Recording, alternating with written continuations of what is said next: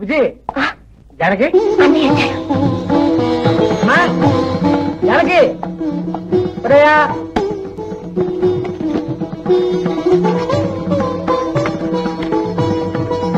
నేను చూడాలని సరాసరి ఫ్లైట్ దిగి ఇంటికి కూడా రాకుండా కాలేజీకి వెళ్ళాను. నువ్వేమో చదువు మానేసి ఇంట్లో కూర్చున్నావు పెద్ద పేరెంట్ అలా. నీ విషయం నాతో మాట్లాడాలని ఆయన వెంట పెట్టుకొచ్చాను. ఇంతకు ఆయన ఇంట్లో ఉన్నారా లేదా? ఇదిగో ఆయన గారి స్టిక్. జానకి చీర, అమ్మకి చీర. ఇంతకు నీకేం తీసుకొచ్చానో తెలుసా? ఇదిగో మీ చెల్లి కొన్ని వస్తువులన్నీ ఇందులో ఉన్నాయి. ఇదిగోనమ్మా నీకోసం bell bottoms, goggles, Rolex watch, camera, ఒకటేమిటి నీకేమి ఇష్టం అన్ని పట్టుకొచ్చేసాను. ఇవన్నీ నాన్నకు తెలియకుండా దాచుకో. అన్నట్టు కుంకుమది నీకు రంగురంగులు కుంకుమం అంటే ఎంతో ఇష్టం కదా, పట్టుకొచ్చేసాను. చీరకో రంగు పెట్టుకోవచ్చు.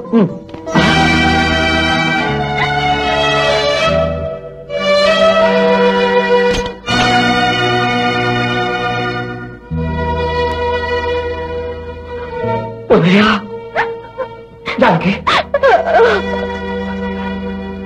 అమ్మా అమ్మా మాట్లాడవే అమ్మా, నువ్వేనా చెప్పు. ఉదయకి ఏమైందమ్మా చెప్పమ్మా చెప్పు. దాని దౌర్భాగ్యం బాబు. ఆడపిల్ల జీవితంలో ఏది జరగాలని కోరుకుంటుందో అది జరిగింది. జీవితాంతం ఏది జరగకూడదని కోరుకుంటుందో అది జరిగిపోయింది బాబు. అన్నగా ఆడపడుచుకు నువ్వు పెట్టే పసుపు కుంకుమ దానికి కరువైపోయింది బాబు.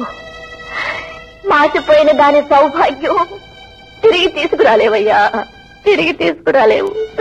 అంటే ఉదయకి నా చెల్లికి వీలేదు, అలా జరగటానికి వీలేదు. నాకు తెలియకుండా ఎందుకు ఇలా జరిగింది? నాతో ఒక్క మాట చెప్పకుండా ఎందుకు ఇలా చేశారు? దీనికంతరికీ కారణం ఎవరు ఎవరు?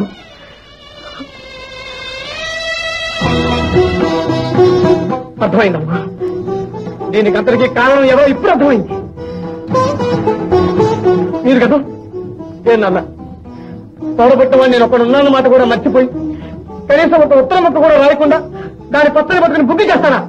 ఏమిటాను అనేది? నేను నీకు ఉత్తరం రాయలేదు. ఎప్పుడు రాశాను? ఎక్కడికి రాశాను? అన్నయ్య ఇందులో నాన్న తప్పేమీ లేదు. పెళ్లికి ముందు నాన్న ఉత్తరం రాసి పోస్ట్ చేయమని నా చేతికే ఇచ్చారు.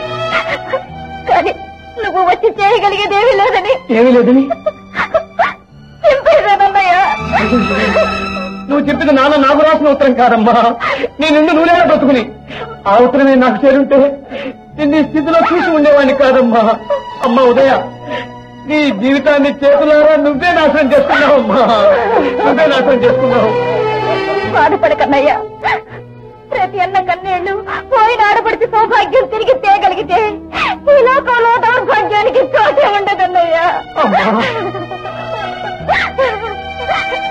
తిరిగిపోయిన కలగా, తిరిగిపోయిన శిలగా నాలాంటి వాడిని బ్రతకడం అనవసరం అన్నయ్యా.